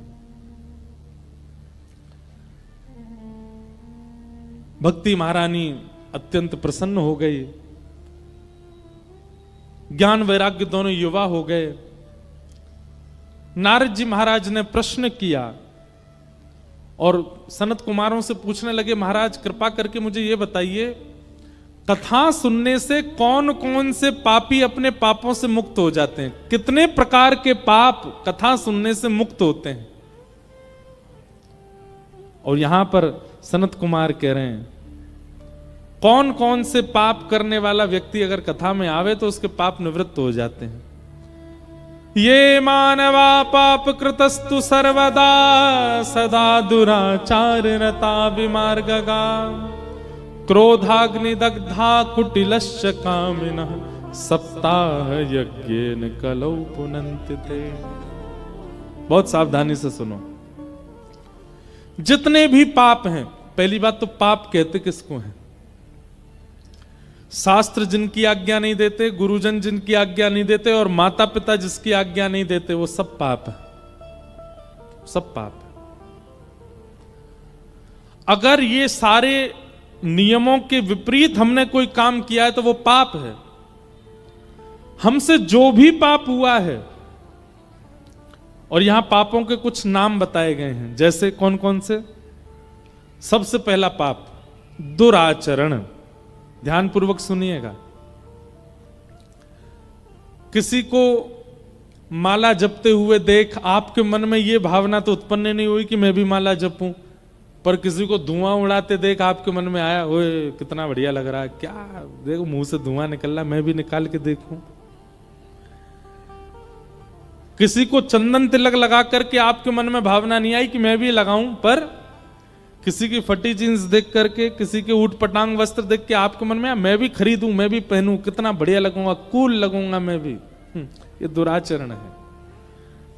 मतलब किसी के आचरण को देख करके, किसी के व्यवहार को देख करके आप वह आचरण करने लग जाओ, इसको कहते हैं दुराचरण, और ये पाप है। आप अपनी पत्नी से प्रेम से ही रहते थे, आप अपनी पत्नी से प्रेम भाव ही रखते थे, लेकिन आपने अपने मित्र को देखा वो तेज आवाज में बात कर रहा था, उसकी पत्नी सामान, अब आप भी वही करने लगे, ये दुराचरण है, पाप है। आप किसी अन्य के दुराचरण भाव को देख करके उससे सीख लेते हैं और फिर स्वयं करने लग जाते हैं, ये दुराचरण, और ये पाप है। संसार में कोई भी व्यक्ति जन्म से दुराचरण नहीं करता, कोई गलत काम नहीं करता, वो देख के ही सीखता है व्यक्ति। किसी को पीने की लत लगी तो उसने किसी को पीते हुए देखा था, इसीलिए लगी है। किसी को खाने की लत लगी, क्रोध की लत लगी, लेकिन आपने कभी विचार किया मानव को लत केवल बुरी चीजों की लगती है, भक्ति की नहीं लगती, गिने चुने लोगों को लगती है। पर अभी माहौल बदल रहा है, अभी लोगों को भक्ति की लत लग रही है, अभी लोगों को कथा की इच्छा प्रकट हो रही है, अभी लोगों को नाम जप की इच्छा प्रकट हो रही है।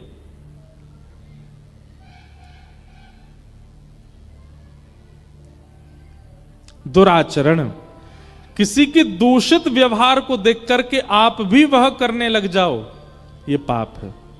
आप में अभिमान नहीं था, आप बिल्कुल सम रहते थे, बहुत अच्छा आपका व्यवहार था, पर आपके जो ऑफिस में जहां काम करते उसमें किसी को आपने देखा वो थोड़ा अभिमान करता है, वो लोगों से कम बात करता है, वो लोगों से दुर्व्यवहार करता है, उसको देख करके आप मन में आया मैं भी ऐसे किया करूं, अच्छा लगूंगा, पाप है।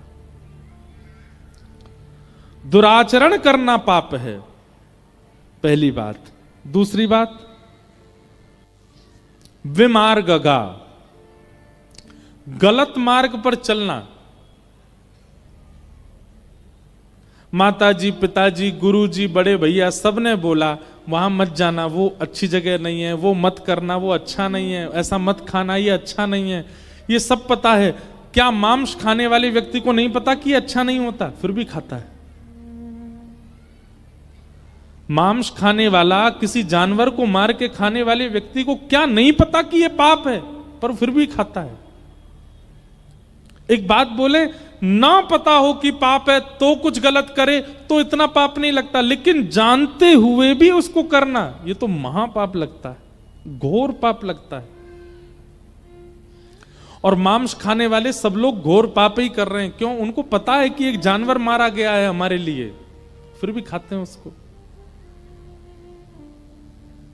इसी को कहते हैं विमार्ग। शास्त्र मना करते हैं, वेद पुराण मना करते हैं, गुरुजन मना करते हैं नहीं खाओ, फिर भी खाते हैं। विमार्ग, जिस मार्ग के लिए मना किया गया उस मार्ग पर चलना, यह महापाप है। और क्रोधाग्नि दग्धा, तीसरा पाप क्या बताया? भयंकर गुस्सा। छोटा मोटा गुस्सा, थोड़ा मोटा गुस्सा चलेगा, लेकिन भयानक क्रोध आना, और भयानक क्रोध में कुछ भी बोल देना, कुछ भी कह देना, हाथापाई कर देना, कुछ फेंक देना, उठा देना, इस प्रकार की क्रिया करना, यह महापाप है। क्रोधाग्नि दग्धा। कुटिलश्च कामिनः। अब कुटिल किसको कहते हैं? ये चौथा रूप है पाप का। कुटिल का मतलब क्या है? आपके मुंह पे क्या बोलेगा? बहुत अच्छे बेटा, अच्छे से पढ़ाई करना, खूब अच्छे जाना आगे, इतने परसेंटेज मुझे चाहिए तुम्हारे, 80% से कम नहीं आने चाहिए। पर मनी मन क्या सोच रहे हैं? फेल हो जाए। मुख पर क्या दिखा रहे हैं?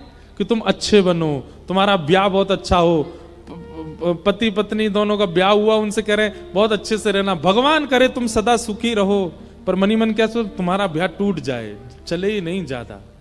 मुख से दिखा कुछ रहे हैं पर भीतर से कुछ और है। इसको कहते हैं कुटिल व्यक्ति, पाप है।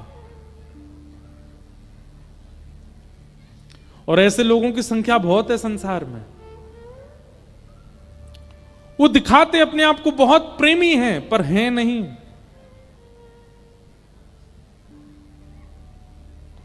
कामिनः, काम भावना चित्त में, जिसको देख लें, जिसके स्वरूप का दर्शन कर लें, जिस स्थान पर चले जाएं, उनके चित्त में केवल काम ही आता और कोई बात ही नहीं आती। ये महापाप के लक्षण हैं। ऐसा व्यक्ति अगर परिवर्तन की भावना से अपने दोष को आगे रख करके अगर कथा सुनने बैठे तो कथा उसके उस दोष को नष्ट कर देगी। जैसे कि कोई व्यक्ति दुराचरण करता है और वो अपने दुराचरण के भाव को जानता है, बोले मैं बहुत जल्दी इंप्रेस हो जाता हूं गलत करने वाले लोगों से। कई लोग ऐसे होते हैं वो पीते नहीं है पर वो पिलाते हैं सबको। उनको देखना ही अच्छा लगता है, पियो पियो बढ़िया, ये आपस में लड़ेंगे मुझे बहुत आनंद आएगा। ये दुराचरण है, ये पाप है। एक मिला था मुझको, कहीं एक बालक आया, बोले महाराज जी एक बात पूछनी। मैंने क्या? मैं पीता नहीं हूं। मैंने तो मेरे जो मित्र हैं उनको मैं पिलाता हूं। मैंने फिर वो आपस में लड़ते हैं, मैं देख के आनंद करता हूं। मैं तो पानी ही पीता हूं पर उन लोगों पे हजारों रुपया खर्च करता हूं, क्योंकि पी के फिर उनके सच निकल के आते ही आते। मैंने कहा बेटा उनको जितना पाप लगेगा ना मल्टीप्लाई इनटू 1000 होके तुझको लगेगा। तू करवा रहा हूं उनसे पाप। ये दुराचरण है। दुराचरण करने वाला व्यक्ति अगर कथा सुने तो उसका दुराचरण भाव दूर होगा, लेकिन सुनने से नहीं होगा।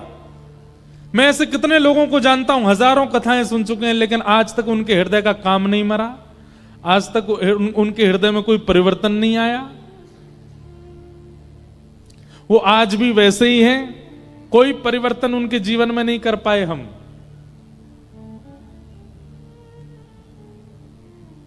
क्यों?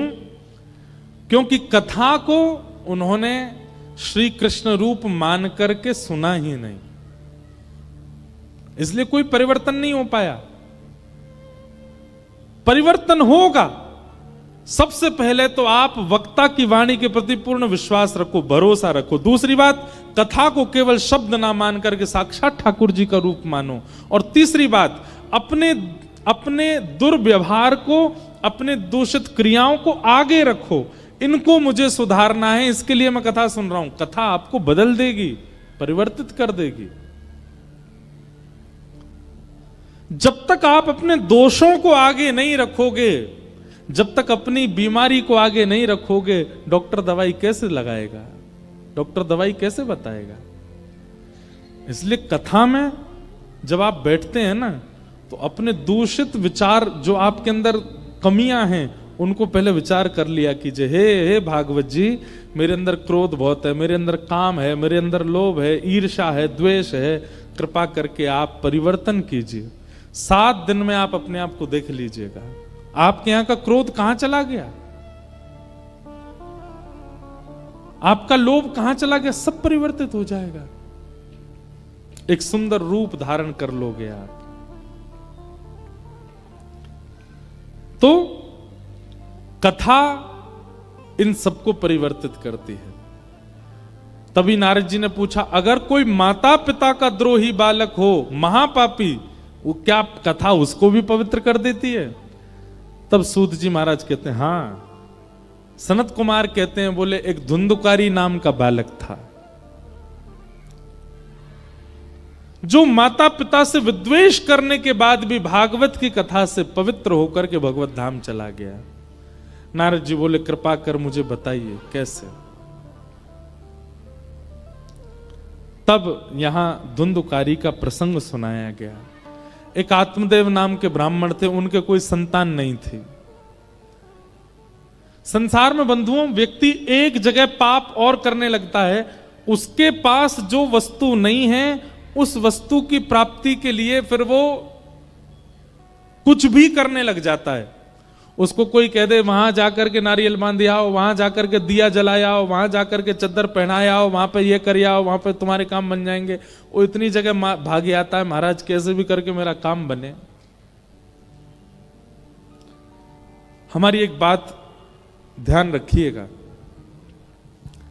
संसार का एक स्वभाव है अपूर्णता। क्या है?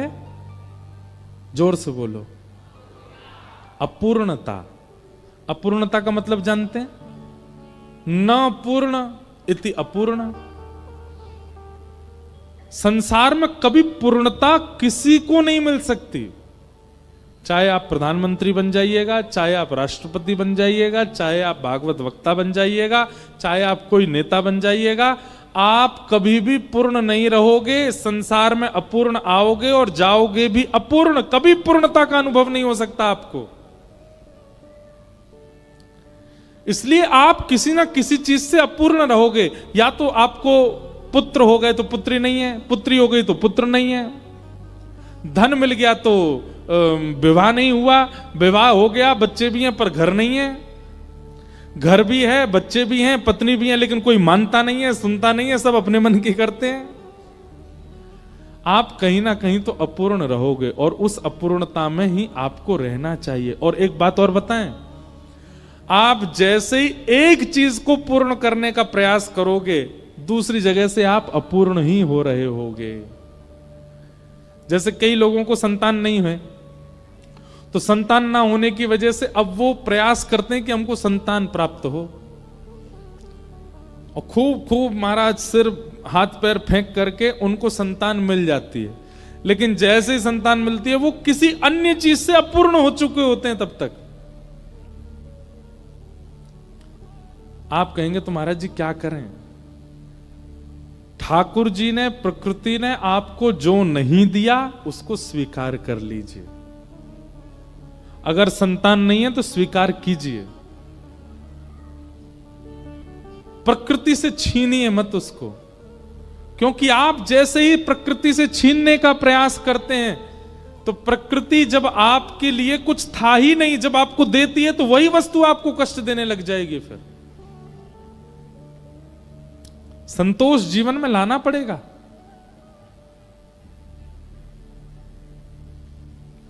आत्मदेव जी के पुत्र नहीं था, लेकिन श्री आत्मदेव जी बड़े अप्रसन्न रहते थे, पुत्र कैसे मिले कैसे मिले। तो कभी ब्राह्मणों के पास, संतों के पास, सबके पास जाते, लेकिन कोई भी कोई उपाय नहीं बता पाया। तो आत्मदेव जी आत्महत्या करने चले गए एक दिन। बोले बिना संतान के क्यों रहूं, आत्महत्या करने के लिए गए। तभी एक महात्मा ने उनको रोका, बोले तुम आत्महत्या क्यों कर रहे हो? बोले मेरे संतान नहीं है। बोले अरे तो इतनी छोटी सी बात पे आत्महत्या करोगे?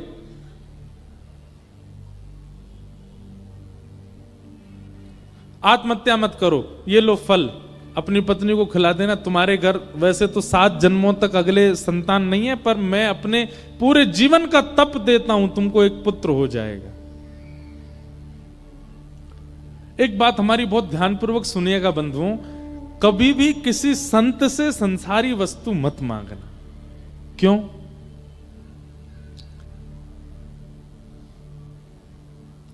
क्योंकि संतों के पास देने के लिए केवल भजन है, और जब आप उनके सामने संसार मांगोगे तो वो मना नहीं करेंगे, भजन के बदले संसार देंगे। और क्षमा कीजिएगा, भजन के बदले अगर संसार मिला तो उस संसार से आप कभी प्रसन्न नहीं रह पाओगे। इसलिए हमारी प्रार्थना है, महापुरुषों से, महत्पुरुषों से संसार कभी मत मांगना। भाई धनवान व्यक्ति धन ही दे सकता है, गुणवान व्यक्ति गुण ही दे सकता है, भजनवान व्यक्ति संसार कैसे दे देगा? भजन ही तो देगा आपको। लेकिन हम लोग क्या करते हैं, कई लोग हमारे पास भी, हम तो जबकि संत भी नहीं है, हम तो केवल कथा वक्ता हैं, हम कहीं जाते हैं आते हैं, महाराज जी हम पे थोड़ी कृपा कर दो, हम बड़े दुखी डोल रहे हैं आजकल, हमारे काम धंधे नहीं चल रहे, कुछ करो तो। अरे भाई मैं क्यों कथा करता, मैं भी कोई फैक्ट्री खोल लेता, अपने सिर पे ही हाथ धर लेता, चल भैया तेरी फैक्ट्री खुल जाए। कई माताएं, कई भाई लोग आते हैं, माताएं आती हैं, हमारी बहू को आशीर्वाद दे दो महाराज जी। क्या दे दें आशीर्वाद, इतने साल हो गए इनको, अब आप कथा का एक फल ऐसा इनको प्रदान कर दें, संतान हो जाए। अरे आप संसार क्यों मांग रहे हैं? नहीं मांगना है। और हम मंच से कह रहे हैं, नीचे आके तो नहीं कह पाएंगे, कभी आपसे सामने बैठ के तो नहीं बोलेंगे, पर मंच से कह रहे हैं। जब आप किसी भक्त से, वैष्णव से, भजनानंदी से संसार की कामना करते हैं तो उससे मिलेगा, 100% मिल जाएगा जो मांगोगे, पर वो वस्तु फिर आपको वही वस्तु अप्रसन्न रखेगी, प्रसन्न नहीं हो पाओगे। एक बार एक हमारे जानकार हैं, उनका बेटा, उसने प्रेम विवाह की इच्छा प्रकट की। प्रेम विवाह करने के हम कोई विपक्षी नहीं है, पर प्रेम विवाह माता पिता और परिवार की रजामंदी से ही होना चाहिए, उनकी प्रसन्नता से होना चाहिए। माता पिता प्रसन्न है तो महाराज हमें क्या फर्क पड़ता, पड़े रहो, कहीं हम कर लेंगे कहीं जाके, ऐसा नहीं होना चाहिए। उनको रिझाइए, मनाइए, करिए, पर उनकी प्रसन्नता से। अगर वे अप्रसन्न हैं तो हाथ जोड़िए। तो एक हमारे संपर्क में थे, उनके पुत्र ने किसी से विवाह की इच्छा प्रकट की। अब सब लोगों ने, ज्योतिषियों ने, कई संतों ने, सबने कहा कि भाई इनका विवाह उचित है नहीं। माता पिता भी थोड़े से अप्रसन्न हो गए। देखिए, या तो दिखवाइएगा नहीं, और दिखवाने पर अगर थोड़ी चूक पता चल रही है तो फिर उस चूक का निवारण कीजिएगा।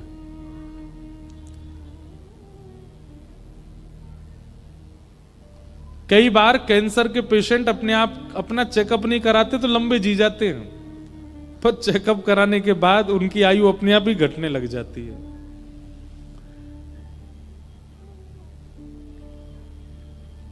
तो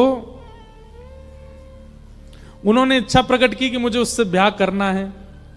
अब ब्याह के लिए जब नहीं माना कोई भी, तो वो जिद करने लगे, नहीं मुझे तो उससे ब्याह करना है। तो उनके पिताजी अपने गुरुजी के पास गए, बोले कि बेटा बहुत जिद कर रहा है कि नहीं ब्याह तो वहीं करूंगा। तो उन संत ने क्या कहा, बोले कि 3 दिन का एक यज्ञ होगा, यज्ञ में कहना दोनों बैठे। 3 दिन का यज्ञ हुआ, दोनों बैठते थे जिनका विवाह होना था। तीसरे दिन क्या किया, उन महात्मा के करीब 20-25 साल पुरानी जटा, उन्होंने उन जटा को काट करके जटा यज्ञ आहुति में डाल दी। सब लोग देख के हैरान हो गए, ये क्या किया इन्होंने। तब वो महापुरुष बोले, देखो ये बालक विवाह का जहां मन है इसका, वहां जो हमको दिखा उचित नहीं था, इसलिए हमने अपने 25 वर्ष के संपूर्ण तपस्या का फल दे दिया। 25 वर्ष तक तो इसको कुछ नहीं होगा। अगर कोई संकट आना होगा तो 25 वर्ष तक तो नहीं आएगा, 25 वर्ष बाद बालक, तब तक शायद मैं जीवित नहीं रहूंगा, तू अपना ध्यान रखियो बस। ऐसा किया।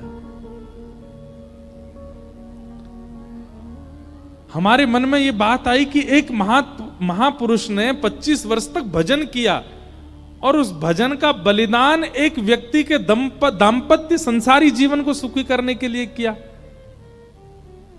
वो दोनों संग तो हो गए पर प्रसन्न नहीं रह पाए।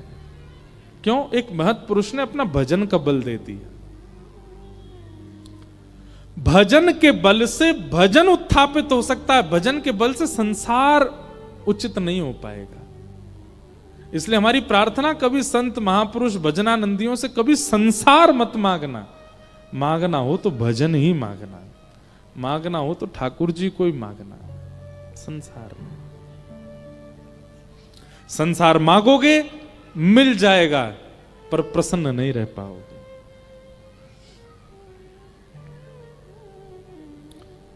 मांगा है मैंने श्याम से वरदान एक ही, तेरी कृपा बनी रहे जब तक है जिंदगी। मांगा है मैंने श्याम से वरदान एक ही। एक ही वरदान मांगो, आप कृपा बनाए रखना बस। धुंधुकारी गोकर्ण जी महाराज को, आत्मदेव जी को फल दे दिया संत ने। आत्मदेव जी ने जाकर के वो फल अपनी पत्नी को खिला दिया, लेकिन पत्नी ने फल खाया नहीं, गैया को खिला दिया। तो गैया के गर्भ से एक बालक ने जन्म लिया जिसका नाम हुआ गोकर्ण। और धुंधुकारी ने अपने सहेली के बालक को ही अपना बता दिया, उसका नाम रखा गया धुंधुकारी। धीरे धीरे दोनों बालक बड़े हुए। गोकर्ण पंडित ज्ञानी बना, धुंधुकारी महान दुष्ट हुआ, अपने माता पिता को ही मारने लगा, ऐसा व्यवहार माता पिता के प्रति करने लगा। माता पिता दुखी हो गए। मां ने तो अपने प्राण त्याग दिए कुआं में कूद करके, और पिताजी घर छोड़ के चले गए।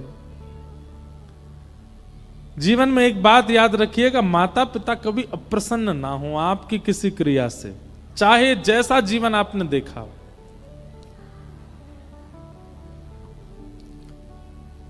धुंधुकारी, उसकी मृत्यु हुई और वो प्रेत बन गया। प्रेत बनने के बाद अब उसकी मुक्ति का उपाय कई किए, लेकिन वो मुक्त नहीं हो पाया। माता पिता से द्रोह करने वाला बालक मृत्यु के बाद प्रेत ही बनेगा।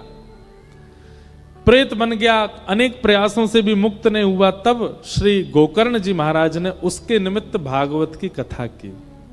सूर्य भगवान की आज्ञा से भागवत की कथा हुई, और सप्ताह कथा होते ही धुंधुकारी प्रेत योनि से मुक्त होकर के भगवत धाम प्रस्थान कर गया। बोलो भक्तवत्सल भगवान की। तो श्रीमद् भागवत कैसी है? प्रेत पीड़ा को दूर करती है। अगर कोई प्रेत योनि में चला गया है और उसके निमित्त भागवत जी का पाठ करा दिया जाए तो वो प्रेत योनि से मुक्त हो जाता है।